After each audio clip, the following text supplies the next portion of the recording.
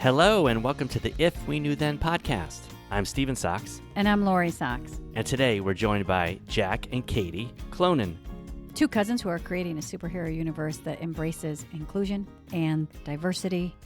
They're creating a superhero with Down syndrome based on Caitie's brother and Jack's cousin Luke. So welcome, Jack and Caitie. Good morning, guys. Welcome. Hey, how's it going? Hello.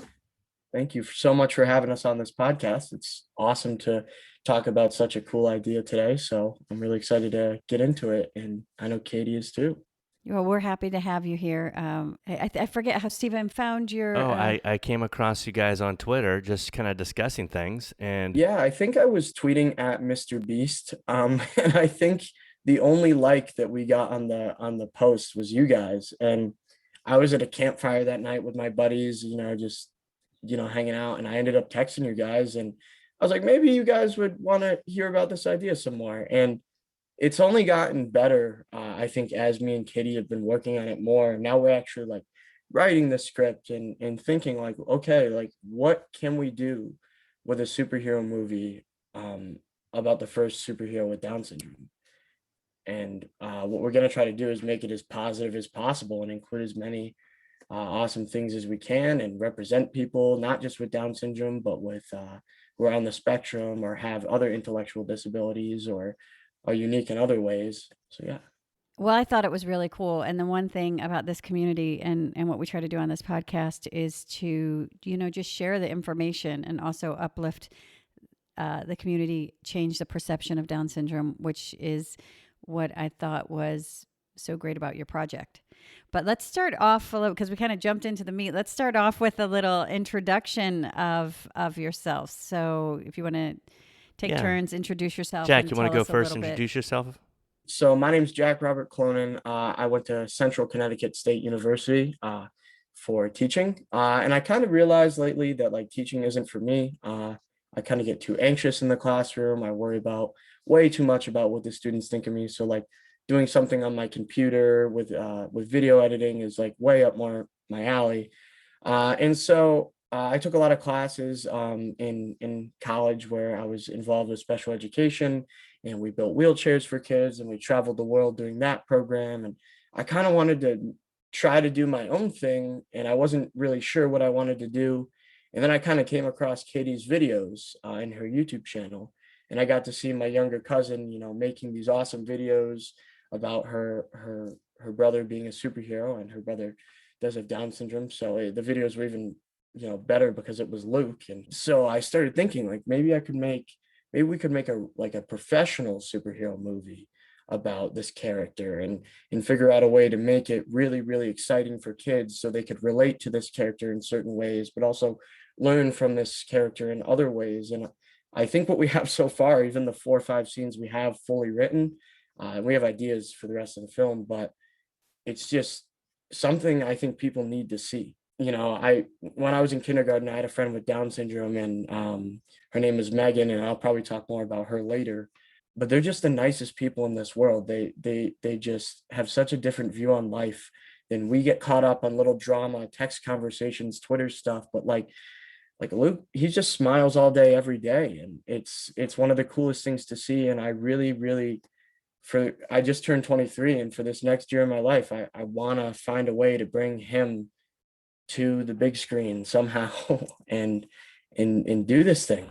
And yeah, sorry, Caitie, that was kind of long, but. So I'm Caitlin. You can call me Caitie. I'm in college studying illustration, animation, and video. And ever since I was like 12 years old, I've been making videos with my brother Luke since he was a toddler, and we do anything from superhero movies to detective movies to cooking shows.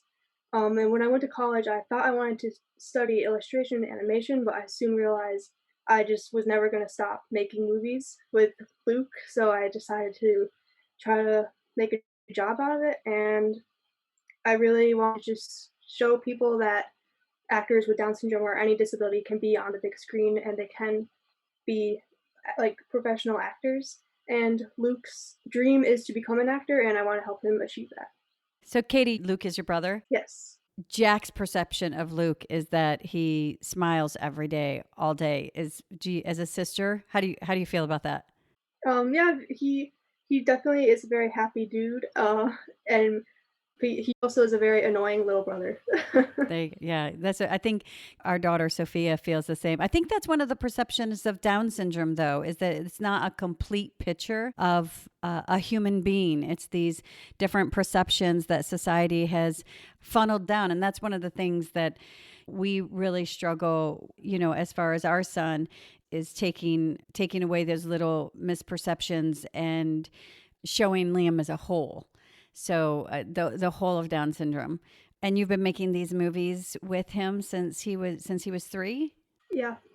Well, my question when I heard about it, and I did see your tweet, Jack, and what I do a lot of times is I'll search Down syndrome on Twitter and just kind of see and get a pulse of what's going on in the community. So I came across, you must have had the word Down syndrome in your tweet. I read it. It sounded fantastic, and just wanted to get some more information. And the information I got was exactly what I wanted to see. I wanted to see a superhero created, but not just in a world of superheroes with Down syndrome, if that makes sense. A world where we're inclusive, and that's what the world that you're building. We're really excited to talk. As parents, the same thing. Before Liam was born, we didn't really have any experience with Down syndrome. In my life, I didn't know anybody with Down syndrome. There was never anybody in the classroom, which is just an example of non-inclusion. So I think it's really great that you're creating this cartoon, because one thing that's important for every human is to be able to see their story reflected somewhere. It like validates almost their existence. And unfortunately, some of the places that we see the story of people with Down syndrome aren't in a good light. Or like I said before, they just propagate some old stereotype of superhuman strength and the butt of jokes or whatever it is. It's really exciting to think that there's a project out there that's actually going to be a reflection of the community in a positive way. I definitely agree with that. I actually wrote my senior thesis paper about the misrepresentation of people with disabilities in movies, and it's crazy. There's like the disability community is like 27% of the population, and they're represented in less than 2% of films, which I just think is crazy. And it gives the message that people with disabilities like don't exist or should be hidden, or even when they are represented in movies, they're just stereotyped, which I just think needs to be fixed. And that's what I hope to do. Well, I think that's the thing. I think that's the part of inclusion that starts at the school level. I don't know what Luke's experience was with school, but we could talk about that. But the problem with the lack of inclusion starting from kindergarten on is that that's exactly where that classroom takes place, is at the other end of the campus, away from everyone. So nobody experiences the fact that somebody with a disability just has different needs or different abilities. But that's everyone. Jack has different abilities than I do. Caitie, you have different abilities. We all have different needs, because there's such a bright light shined on. It just makes that the only thing, and then it's not individualized. It's something to where we can go into a grocery store and complete strangers think they know my son. And those same misrepresentations are what come at us. As new parents, it was really challenging to experience that, because I'd never experienced that before in my life, where some stranger would come up and Walk say, up to you and say these things. And what we've noticed about having Liam in the classroom early, and when kids are in a classroom from the beginning, they're not even close to being a burden in the classroom. They're an asset in the classroom. Because we're always told, it's good to have Liam in a classroom with his peers, because he'll model off of the other kids. And I get that, but there's tons of stuff in elementary school you don't want to model off of a typical kid. And there's a lot of stuff that the kids learn from Liam. It goes both ways, and that's, I think, the hump we need to get past. Not only is, should the child be there, and should the child be in our society, or the adult be in our society, a working member of our society, but they have something to give. Just something I want to say on that. I watched a really great TED Talk from somebody in my local community. What they did was they actually made a coffee shop. It serves to employ people with intellectual disabilities. And they have a 50-50 employee makeup. So 50% is people with intellectual disability or IDD, and then 50% is just people who are helping facilitate and it's just such a cool place to be. And so I go to this coffee shop all the time. It's called Beans and Company. It's in Avon, Connecticut, and it's so, so cool. But I've had a friend since I was in kindergarten. Her name's Megan, and she has Down syndrome. And when I was in kindergarten, she would use sign language. And I just thought it was so cool that I could talk to somebody with my hands instead of, speaking to them. So, obviously, kindergarten Jack is like, just thinks that Megan is the coolest person ever. I think I actually used to call myself her husband at times. And now they have this coffee shop where she's at the register, she's taking orders, she's working. And a statistic I really didn't know is that people with not just Down syndrome, but IDD in general, after they leave high school, have an unemployment rate of over 80%. That's like a really shocking statistic that once they get out of high school and they graduate and they do all this stuff, everybody just thinks they can't do anything. They can't contribute to society. And Caitie's trying to show the representation of disability in film, where I'm trying to say that they can be employees as well. Luke can be a professional movie actor if he wants to be. Like, who's to say he can't? And our movie is gonna really show that, somebody can really play a character. Like he's played all sorts of characters in Caitie's creations on YouTube. And I think the one he really, really loves though is superheroes. It's really cool, especially the video Caitie made where they were on a green screen and he was flying like Superman. Like you could just see how happy it made him, like pretending, not even pretending, but like being that superhero. In my college career, I've struggled a lot with like suicide and stuff like that. And playing these different superhero characters helped me. We want to create characters that people can relate to, like that they can see themselves in certain ways and that they can learn from. But that wouldn't flying like a superhero make anybody smile?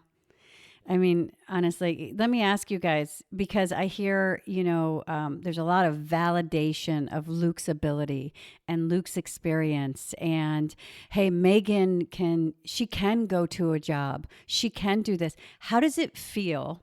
You both knowing these two people that are complete and able and amazing humans, how does it feel to constantly have to validate their ability?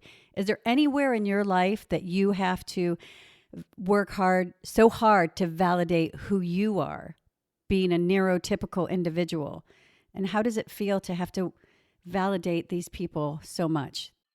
Yeah, whenever I show like people I don't know very well all our movies, they're just like I'm used to hearing they're like, "Oh, it's so great you're doing this with him," and stuff like that. But like if he didn't have Down syndrome, would they be saying that? Like, would they say it's a great that I'm trying to help him become an actor when he can become an actor himself? He's able to do these things. I'm not like it's not because of me. It's because he wants to be an actor and it's his goal. It's his dream, not mine.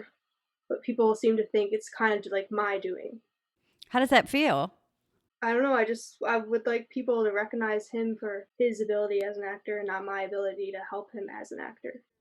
Because you're seeing a gap there, and then you're trying to facilitate that gap. This opportunity that isn't as easy to get because people aren't seeing him as who he is. And Jack, knowing that your ex-fiance In first grade. in kindergarten. Oh, kindergarten, yeah. But I mean, this is obviously somebody that you care about, and knowing.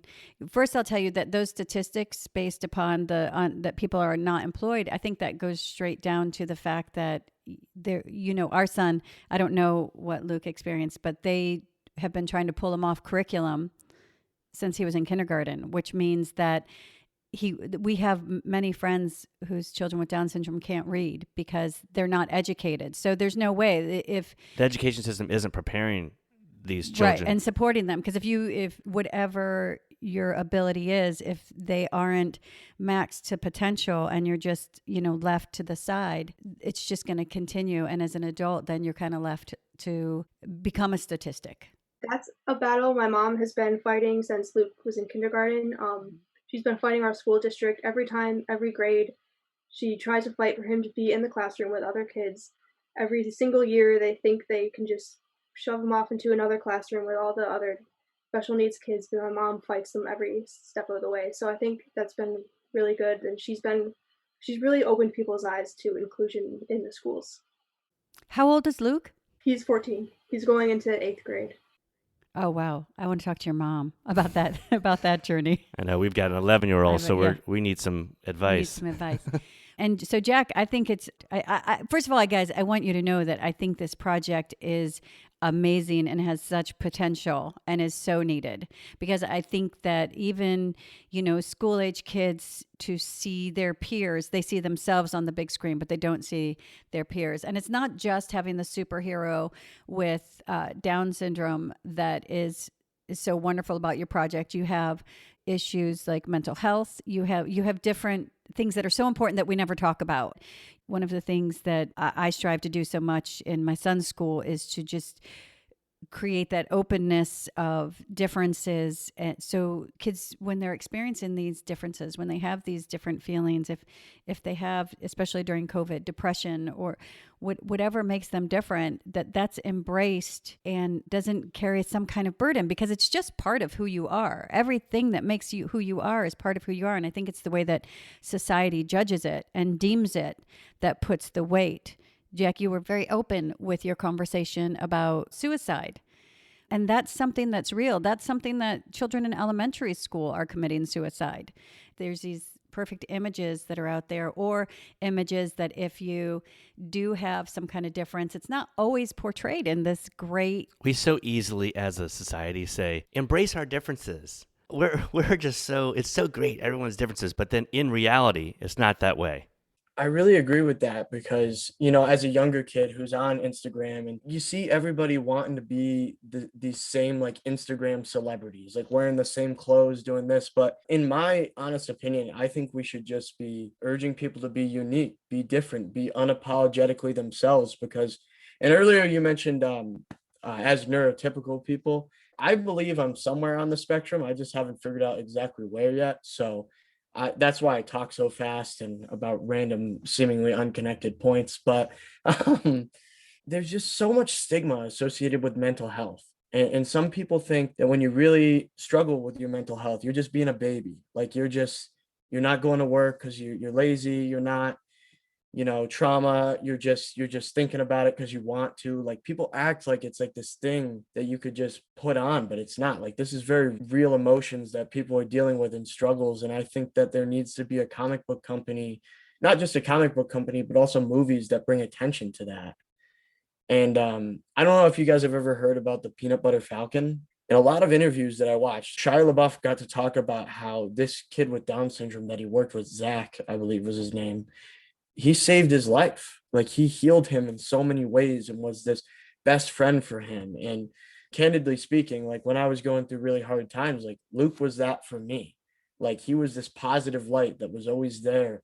Like no matter who yelled at me on Twitter or who DM'd me something mean, like I still had Luke, and I kept thinking like maybe we can do something really positive and make both of us happy and Caitie happy and fulfilled through this. I think we can. And so that's my dream with all this, at least this movie. I think that people with disability, they can work, they want to work, they can do all these things. And maybe that we get rid of that need to validate them. Like maybe we just accept that they can do it. I'm really happy you guys got involved with us because I think we could really show kids like you can do anything you set your mind to. A kid who survived suicide 3 times can make a superhero movie. Luke can be a professional superhero actor. We could do anything we set our minds to. And I think that's what's different about our company is we're trying to just make really positive experiences for everybody involved and show different parts of life. And I'm so excited to do it. Well, I'm so happy you survived suicide 3 times. But it's hard because if you think I mean, I didn't really plan on talking about this, but like when you think about it, like yourself, like being the enemy in your head, it's like, it's not like it's a bully at school. It's not like it's, a boss at work. It's every part of you. And it's like, you can be your own worst enemy. And honestly, this idea like got me through the worst of that. And Luke, I was really sad one day and he was like, let's just, because Caitie has a lake near her house and they have a boat. So me and Luke, we just got on the back of the boat. We had fun all day and I forgot about whatever breakup I was going through. Well, first, Jack, I heard you say, I think I'm on the spectrum. That's why I do this, this, and this. And that's the validation that I think needs to be eliminated. You get to be you, period. You don't, and I think the world of social media and Twitter and Instagram, I do think that that creates some false accountability to even people that we don't know for that validation. And I think that that can impede our personal growth and acceptance. But you get to be you completely.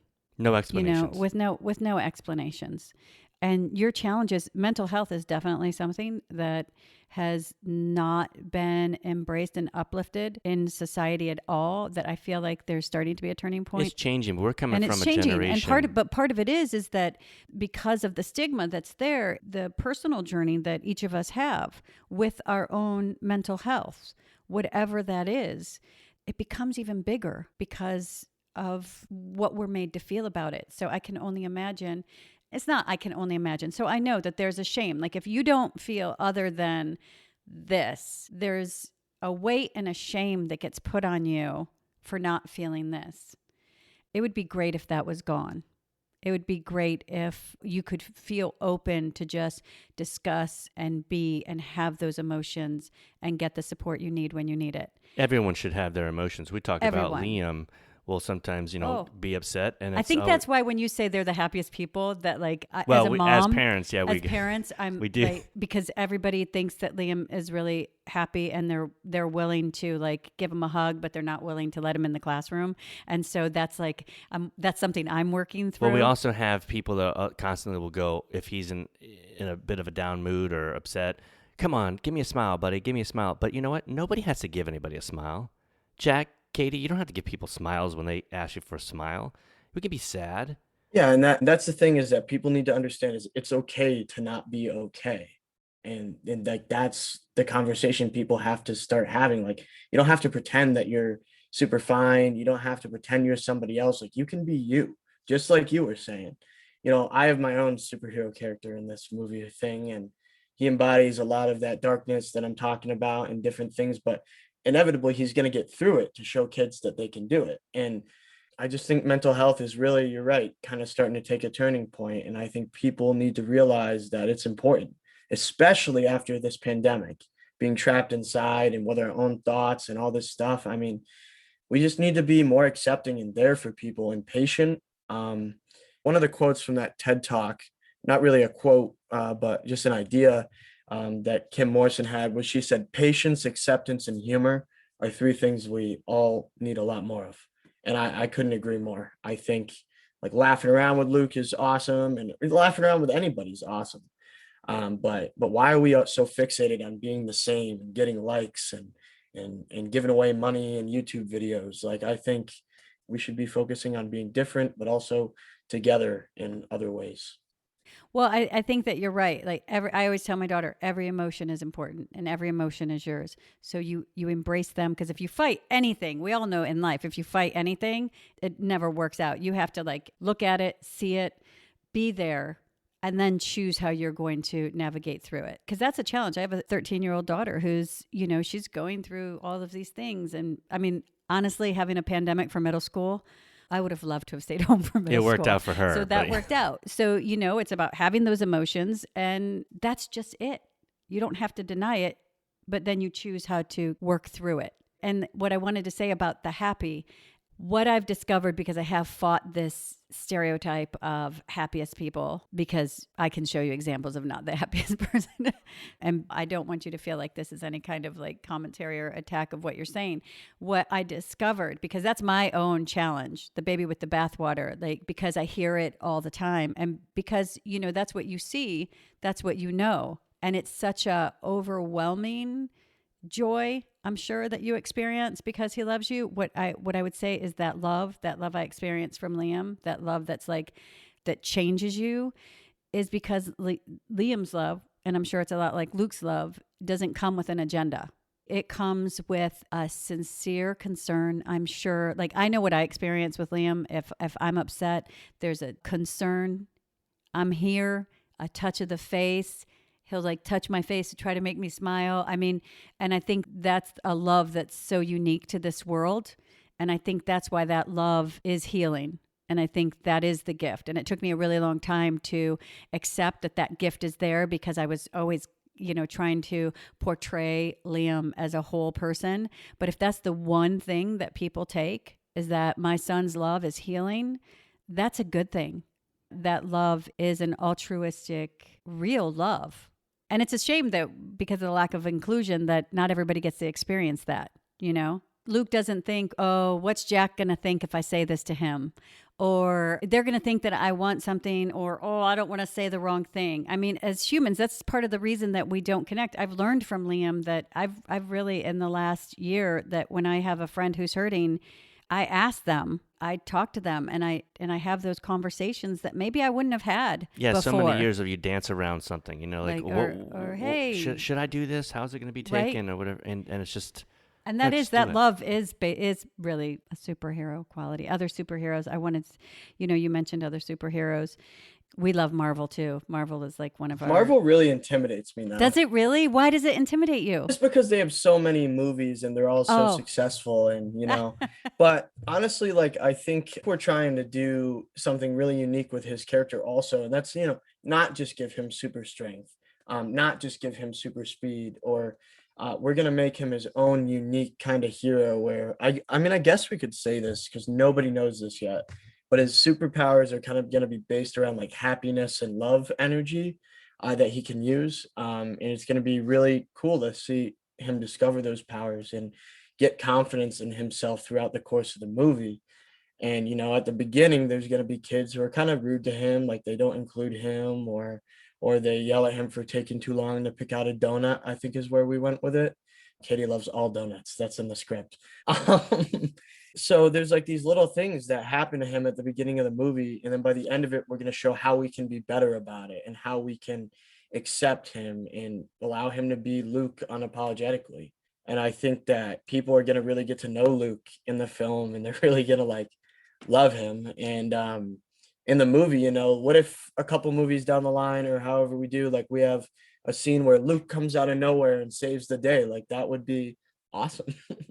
And I kind of want to do that because that's how Luke and Caitie have kind of been with my life lately. And like, I just didn't really know where I wanted to go. I didn't have any ideas. And she's like, yeah, let's do this. Let's make a superhero movie. Let's go for it. And let's not look back, and let's do something crazy. And it's been like the wildest, most fun ride to wake up every morning and do this. And I really think we're going to change lives. I do.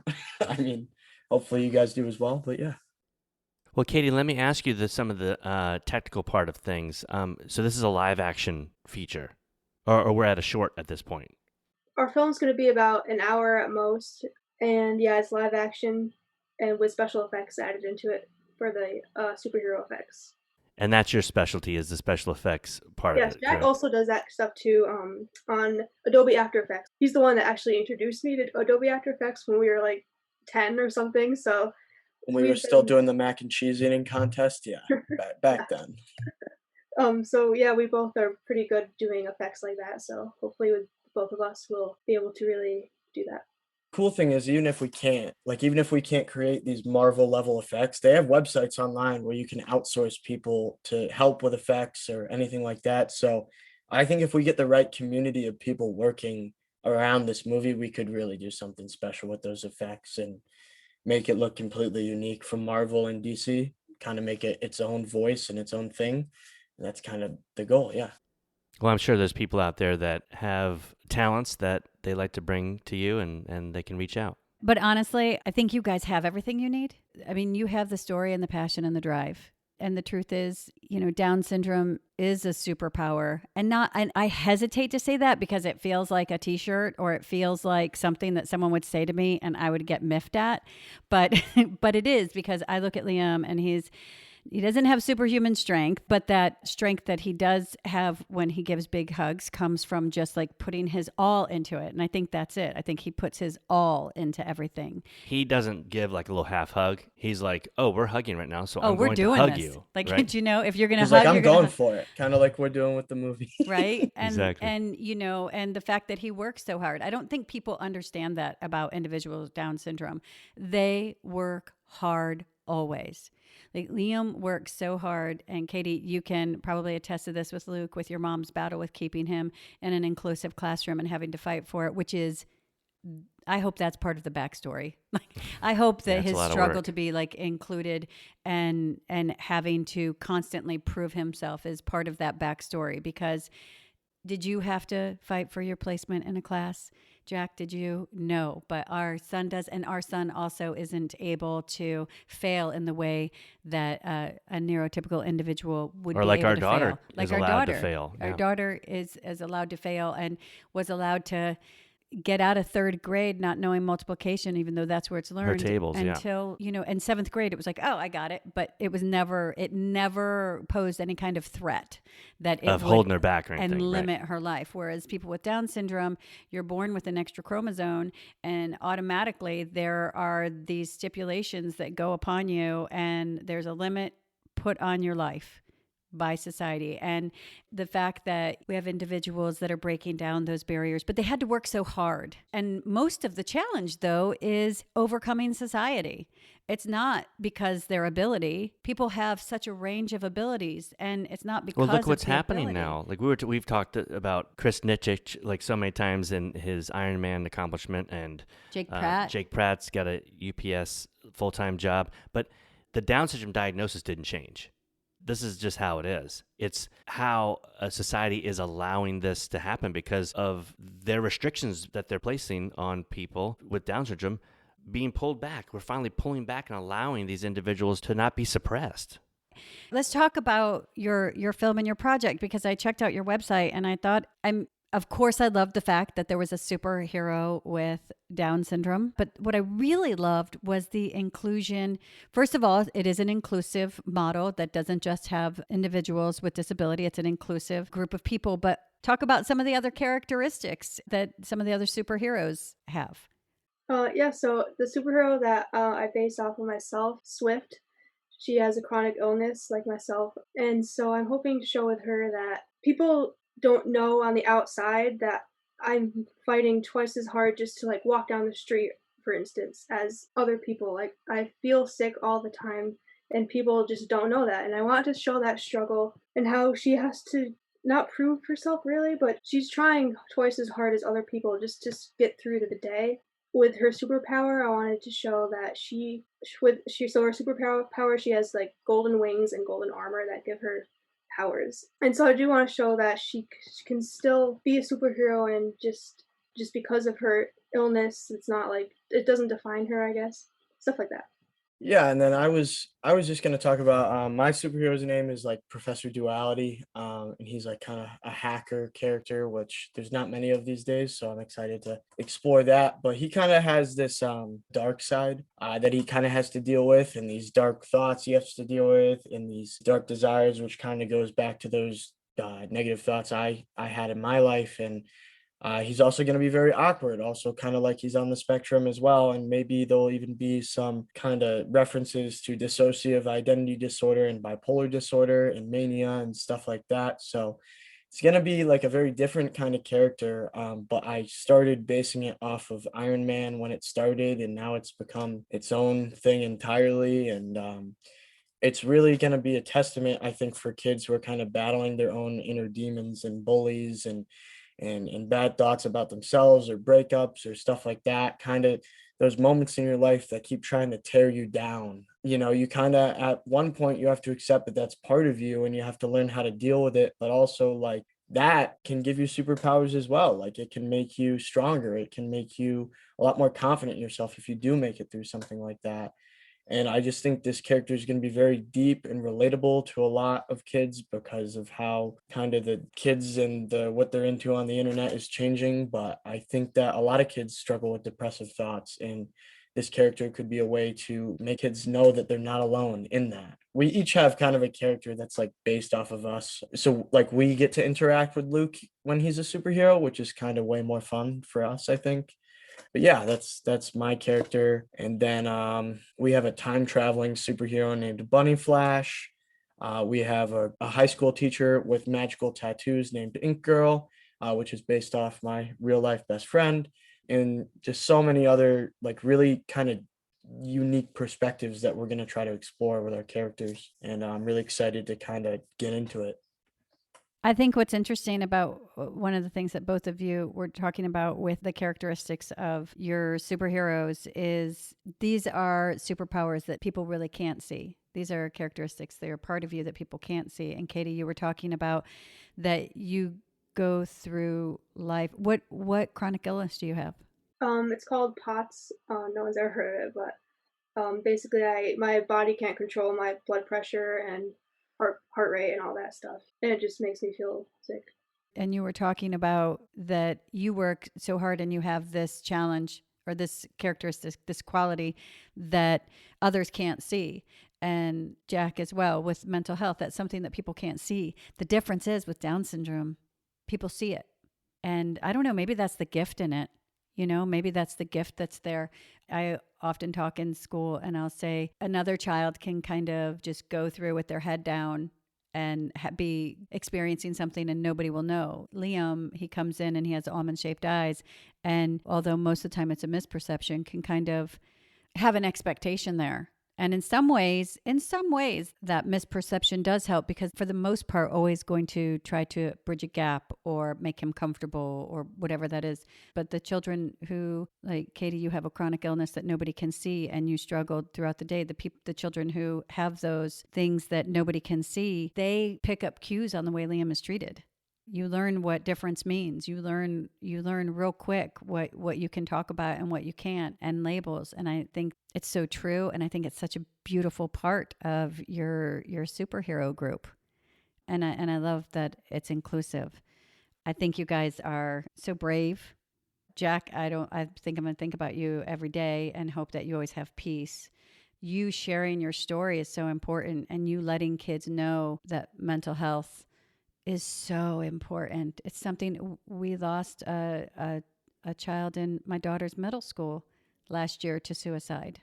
He's 13, and I think it's because we don't talk about it. And any child going through changes, everybody has thoughts and feelings, and there's such a need for understanding and knowing it's okay. I see the biggest challenges are because you have to be happy all the time. There's this self-judgment of feeling anything else. So I think it's so beautiful that that's going to be put out into the world. And also, Caitie, I commend your courage as well to put that out. And I think that will create characters that come from a very real and human and place. super relatable. How are you creating your characters? Is it going to be just like in your face, this is what we do and this is our superpower? How are you creating that as far as the characters? Caitie, will it be known that this character Swift has a chronic illness? Will that be just like your origin story? Will it be something that you deal with? How will they be embraced? And Jack, you as well. Yeah, so like for Swift, so I'm creating origin stories for all the characters, and so that's really when you'll see them struggling with each of their different things and how they became a superhero, but also how they learned to live or overcome with whatever they're dealing with, each superhero. So you really have to know the origin stories to know all that about them. You might not necessarily know that about them just in the other movies. Oh, great. Okay. That's what happened with us when the first time we watched Infinity War. I was like, I have to go back and watch all the movies because I don't understand a lot. I think I'm missing. But all it did was make me cry.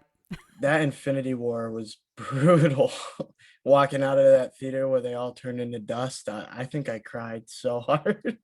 My friend, we were on the way home. He was like, "Are you gonna be like okay?" And I think with my character though, it's gonna be a little different because I kind of want this darkness inside of him to kind of be this like overwhelming, terrifying thing at first, but over time he's gonna learn how to control it, kind of like I have with my own demons. So I don't know how it's gonna work in the film because it's gonna kind of show that he sometimes gets lost in his own darkness. So I'm not really sure how it's going to work just yet, but I have a lot of ideas for it, and I'm really excited to see where that's going to go. I don't know if Caitie mentioned earlier, but we're going to be doing short films and stuff on YouTube, but then also like writing kids' books as well that tie into that universe. So I think reading is so important still, but now with our phones, we're kind of getting out of that. And I think creating a story almost like the Percy Jackson books were for me and Caitie when we were kids. Like getting them so excited to read, so excited to get the next book, and then maybe go watch our movies right after or something like that. That's kind of our plan with how we're going to do everything. At least those are the two ideas right now. We do want to go to like maybe libraries and start dressing up as superheroes to, sign things for kids and get them excited about the weekend or something like that. We're trying to do something really different. And I think that that's conveyed throughout the whole project. Like what we're doing is different, but also our characters are going to be different and our superpowers are going to be different. And hopefully people won't be able to forget about it when they watch it. That's one of the things I saw on your website were the books, and I saw the animation. So for some reason, I thought that when we first approached this, that this was an animated movie. I Yeah, get that's that. why I wanted to straighten that out. Yeah. It was live action. Honestly, everything about this, I think those stories are so important to be out there for kids. And I know that we started this basically talking about Luke and the key of having a character with Down syndrome being a superhero is how we got into it. But all of these, because this is the world. You would never know what war people are fighting behind their face and above their throat. Like you have no idea. Like there's so many people who have such unique stories who don't say anything. And I think that's another reason why we want to be so accepting is because you don't know what somebody else is going through. And I think we just need to be more patient with people and not beat them down so fast for, being one way. Just let people cope how they need to cope. Like I cope with things by being superhero characters in my head, and nobody else in my life but Caitie really gets that. I think we just need to be a lot more creative with how we include people, and we need to be a lot more kind. And I think that's the entire message Caitie has been going for with her awesome YouTube channel with Luke. And I just like whenever I'm sad, sometimes I just turn on those videos. I'm like, wow, look at this. Like, this is how I wish the world was. She has far surpassed anything I taught her when we were kids. She's the real mastermind behind all this, I would say. And I mean, yeah, I have ideas here and there, but she started this whole thing. And yeah, it's all her. We'll put links to your YouTube channel, Caitie, and we'll put links to your website as well. You know, what I like is that the things that are being worked out on a daily basis with these superheroes are legitimate things that we're all working on, not kryptonite. Well, kryptonite is a metaphor. And I never read comic books growing up. I do love the Avenger movies and superheroes because I do believe that they create characters that are full and do have different personalities and qualities and do have different challenges to overcome. And, one of the things like the Incredible Hulk says in the Endgame was I was always fighting these two people. And when I learned to embrace them, and I can go, oh, light bulb. Yeah, I get it. And that's a struggle, but I'm an adult. What I love about your project is you get in there at the foundation with things that aren't abstract, with things that kids can just get and relate to, and they don't have to do a lot of work that's not there. When you're a kid, the abstract kind of gets away from you. It doesn't kind of get away from you. It gets away from you. It's an actual milestone in development. Somebody with Down syndrome, the abstract, That can be very difficult. that doesn't, sometimes my daughter will be sarcastic with my son, and I'll say, that's lost, right? That your sarcasm does not. And that's kind of a superpower because I wish that I didn't like deflect sarcasm. deflect sarcasm. Maybe we should make him a superhero. That'll be his power. Right. That's one of the superpowers of, but I think that what's really fantastic is this is at a foundation, and that's where it's really needed. We need to know at the foundation of who we are that we're perfect and life is a journey and we get to be us, and you don't have to wear someone else's label. I think labels are dumb, especially in clothing, because I'm now experiencing a teenage girl having to figure out what size she wears, and they're all different. And I try to explain that those labels don't matter. It's how you feel about yourself. And that goes with every label. We don't need to wear a label. We need to live our life. We need to be empowered to be ourselves. We're always cutting those labels out of the clothes. Yeah, we should just do that in real life. Right, I'm just going to start cutting. I'm just cutting labels. But it is true, Jack. We need to be kinder to each other. And I think it is a lot harder with social media and Instagram and all of those things. It's one of the reasons that he takes care of all that for us because Well, the interesting thing about that tweet where we actually got connected was people started saying like mean things. Like they were like, why are you doing this? Why? Or like Mr. Beast doesn't care about you or stuff like this. And like I feel like there's this huge stigma associated with it and like everything I was doing. And like, yeah, why can't people just be themselves and be their stories? And why am I getting yelled at for trying to do a good thing? It's really weird to be a kid these days and to kind of, imagine going into a lunchroom and thinking, hey, like, do I have enough Instagram likes to sit at this table? Like that's insane to me. And like I think we're moving away from what's really important, which is human connection and building each other up and being positive to each other. And like that's what I try to do in my life. I try to be positive for everybody in it. And I don't know. I don't like the way the internet is going. And I think we should try to fight against that. Well, that's why I reached out and hit the like button on that tweet because I wanted to show some support. when we were talking about this, I was like, I looked at your website and I watched some of the videos that were on there, and I said, I don't know this project, but I know that these are people who are trying to put something good in the world, and I support that. So let's find out about it because there isn't enough good in the world. I love Ted Lasso. I think he's making being nice cool again. I just want you to know that anybody who's mean and a bully, it comes from fear. Everything either comes from love or fear. And those are the truth is those are people who are hurting. Those are people who are, whatever their journey is. And the funny thing is those same people who reached out and tried to hurt you are people who will benefit from your story and your project. And that's kind of the way that life goes, and I can't imagine having to also check my phone to see if I could sit at a table. It was enough pressure growing up, just wondering if people liked. Everybody wonders if people like. It doesn't stop when you're an adult. There's still people like me. It's it's not my business who doesn't like me. It's not even my business who likes me. What matters is who I like, how I feel, and how I treat people. And I think you guys nailed that. I think you guys have really found a big hole that needs to be filled. And I think it's a hole that needs to be filled that would in all hopes permeate into the bigger hole in society as far as that hole exists on a bigger level, and bringing it back to kindness and acceptance and that differences, we all have them and they're amazing. I always tell my daughter, because she's very independent and not like a lot of her friends, and it can be lonely. She gets lonely and she gets sad, and it's hard for me to watch as a parent. But if you look at all the great things that have ever been done in this world, they were done by people who had courage to be something and do something different. And that's what you guys have done here. And I'm so excited to watch this project grow. And I love that you guys are young and this is the future. We came together on the basis of Down syndrome, but all the stories are so important. Having a chronic illness and nobody knowing what you're going through, that I know people on that journey, and learning about that can make me more empathetic, because you are always having to put on a face, and you should be able, and I know part of that face gives you strength to continue to move forward, but you should be able to also not have to be so strong all the time. I think that's probably very exhausting. And, I'm so glad that you're both sharing your stories, because I think it reaches all corners, and it's very brave. You two are pretty special individuals, and I love what you're doing for every child and also for the Down syndrome community.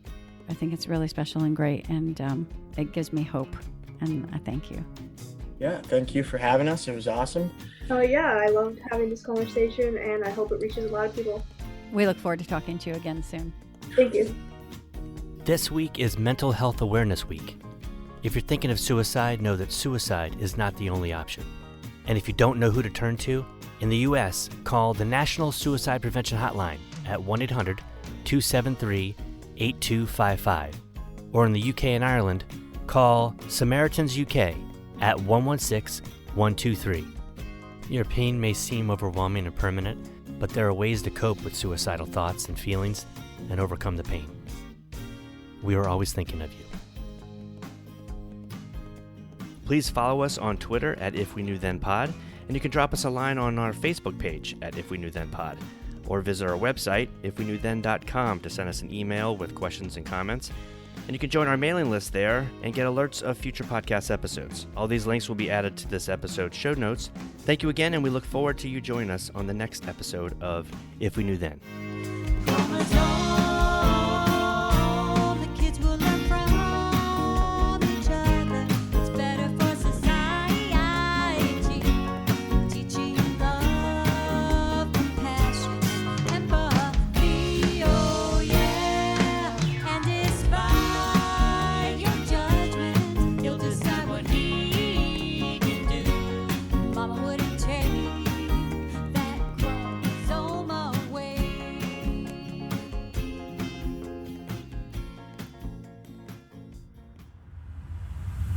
Thank you.